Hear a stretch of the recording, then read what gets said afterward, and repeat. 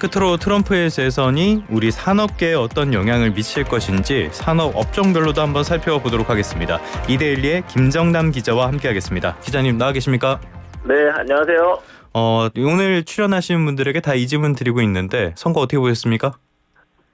저는 특별히 선호하는 후보는 없었지만 그냥 예상대로 전 나왔다고 생각을 하고 있었습니다. 네, 저도 선호하는 후보는 없었어요. 그냥 이렇게 말을 하고 안전책으로 말씀을 드리겠습니다.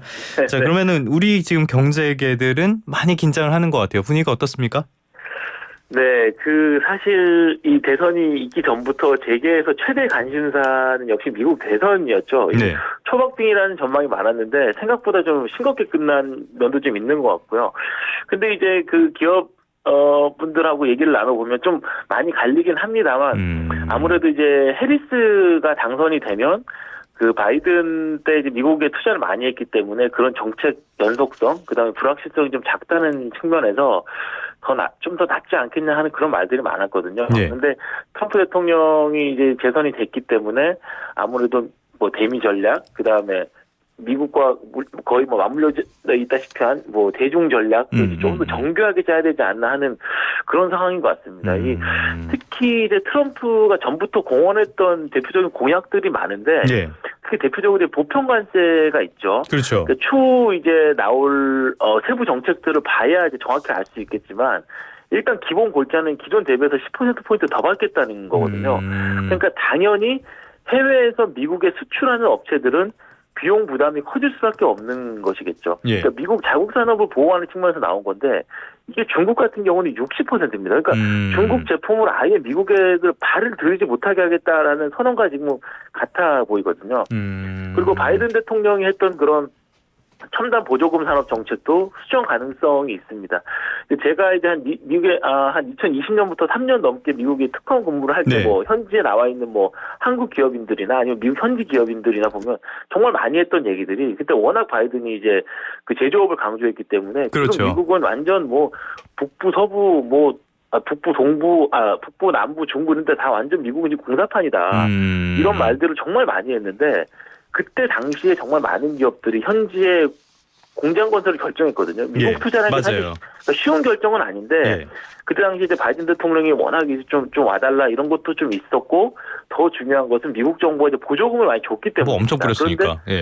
그런데 그 보조금을 만약에 축소하거나 하다못해 폐기하거나 이렇게 되면 정말 얘기가 많이 달라지는 그러니까 대미 사업의 전략 자체가 달라질 수 있는 문제이기 때문에 이건 정말 간단치 않은 거여서 아무래도 이제 재계에서는 이런 대미 대중 사업 전략을 이제 다시 좀 점검해봐야 되는 거 아니냐라는 말들이 지금 많이 나오고 있습니다. 굉장히 불만들이 많고 굉장히 긴장도 많이 하고 그럴 것 같습니다. 산업별로 한번 살펴보도록 할게요. 우리나라 GDP에서 차지하는 비중 이런 것들을 봤을 때 반도체가 가장 중요하다 해도 절대 과언은 아닌데요. 반도체 쪽의 여파는 어떻다고 보십니까? 네, 그 앞에랑 제가 비슷한 얘기인데 삼성전자와 SK하이닉스 그동안 미국 투자 많이 늘렸거든요. 그러니까 삼성전자는 이미 다들 아시다시피 텍사스주 테일러시에 지금 반도체 공장 짓고 있고 제1공장 같은 경우는 2026년도부터 가동을 시작할 거고요. 하이닉스 같은 경우는 이제 인디애나주에 2028년부터 최첨단 패키징 공장을 가동할 예정입니다. 근데 두 회사 똑같죠. 그 바이든 대통령이 주요 정책이었던 그 반도체법이라고 그러죠. 그 칩스법이 어떻게 바뀔지 주시하고 있는데 삼성 같은 경우는 이제 칩스법에 따라서 64억 달러, 그러니까 약 9조 원이나 됩니다. 많다. 네. 그리고 하이닉스 같은 경우는 한 6,300억 정도, 그러니까 4억 5천만 달러 정도 지원받기로 돼 있는데 이 문제가 뭐냐면 반도체 같은 경우는 너무 천문학적인 투자가 필요한 산업이라는 겁니다. 기본적으로 조 단위는 그냥 우습게 넘어가니까. 그렇죠. 그러니까 SK하이닉스 갖고 있는 SK그룹에서 이게 최태원 회장이 저번에 올해 7월에 그 대한상공에서 간담회 할 때 했던 말이 참 많이 회자가 됐었죠. 그러니까 공장 하나 지을 때 20조 원 든다 이렇게 얘기를 했으니까 저희가 보통 한 5조 10조만 돼도 정말 초대형 빅딜이라고 할 정도인데 이 정도 20조 원 투자면은 사실은 한 기업이 감당할 수 있는 수준이 아니라는 거거든요. 그러니까 그러면서 이제 미국 정부가 만약에 보조금을 안 준다면 인디애나주에 지으려고 했던 그 공장도 다시 생각해봐야 될 것 같다. 이렇게 얘기를 했습니다.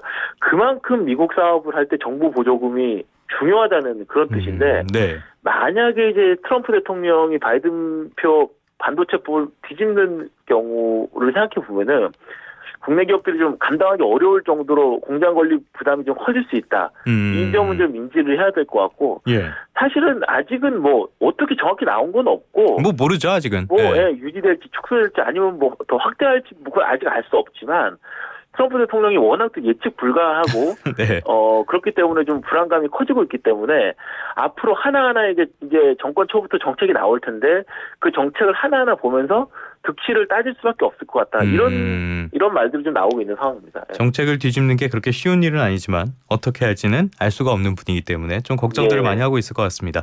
그렇죠. 그 중국 때리기도 많이 하고 중국에 대한 견제도 더 강화될 것 같고 이렇게 미중의 기술 패권 전쟁이 더 심화한다면은 우리나라 반도체 산업에 미칠 영향 이것도 적지 않을 것 같은데 어떻게 보세요? 네, 이것도 참 만만치 않은 문제입니다. 이미 예. 제가 아까 말씀드렸듯이 관세율만 봐도 중국에 대한 얼마나 트럼프 대통령이 중국의 적대적인지 알 수 있죠. 그렇죠.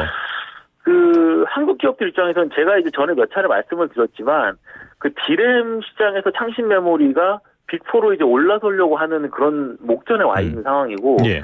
낸드 플래시 시장에서도 양치 메모리라는 회사가 굉장히 잘하고 있습니다. 그러니까 중국 기업들의 메모리 생산 능력이 굉장히 급성장하고 있는데 특히 이 상황에서 중국 최대 IT 기업인 화웨이라는 회사가 이 화웨이라는 회사는 반도체 설계도 하고 네네.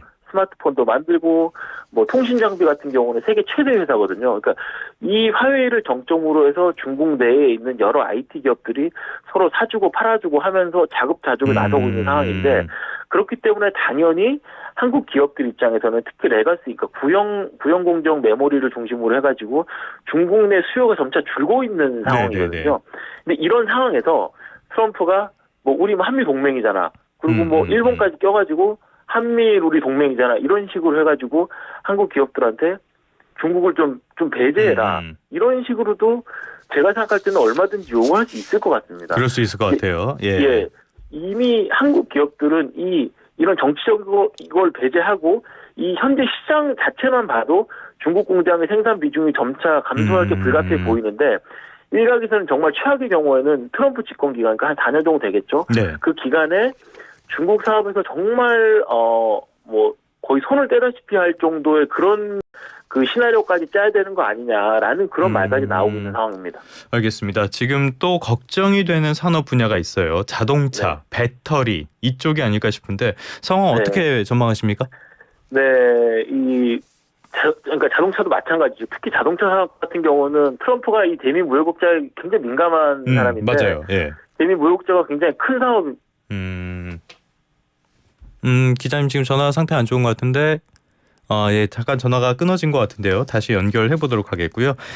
트럼프는 앞서서 말씀을 드린 것처럼 자동차 이렇게 무역 흑자 이런 거에 굉장히 예민한 사람이죠. 자동차 산업 쪽에서도 우리에게 미칠 영향은 분명히 있을 것 같고요. 또 하나가 바이든 행정부가 추진했던 인플레이션 감축법, 이 IRA 폐기 이 부분에 영향을 미칠 수밖에 없을 것으로 보이는데요. 어떻게 전망해 볼 수 있을지 김정남 기자와 다시 이야기해 보도록 하겠습니다. 기자님 여보세요? 네. 네. 네, 괜찮습니다. 예, 말씀해 주세요.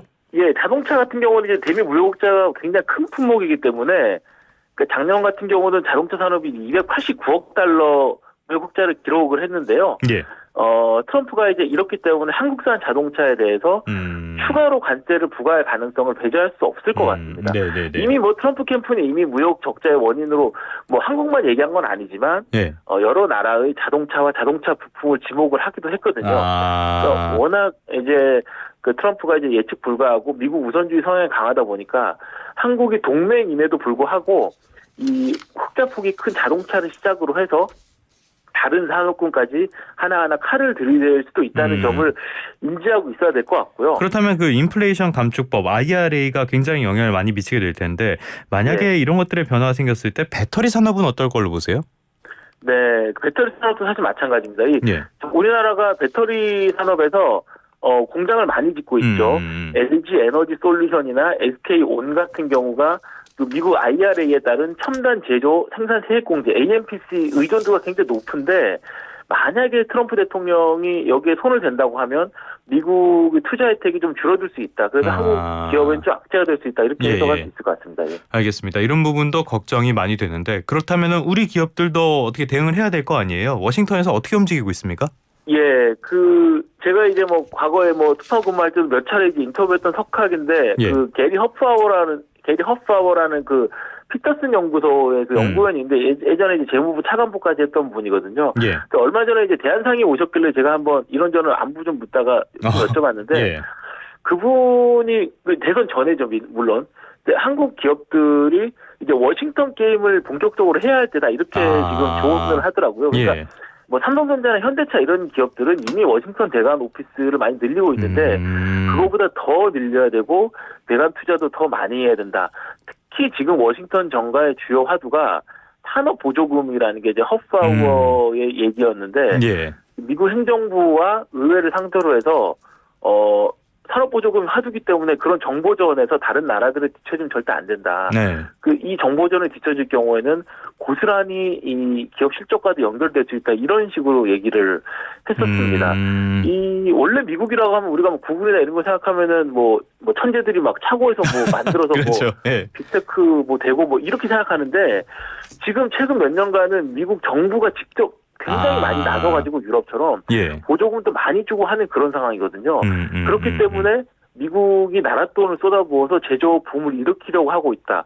그런 상황에서 한국이 제조업이 강하기 때문에 이런 상황들을 절대 좀 간과해서는 안 될 것 같습니다. 말씀하신 것처럼 기업들의 역할이 중요하지만 기업만이 할 일은 아니고요.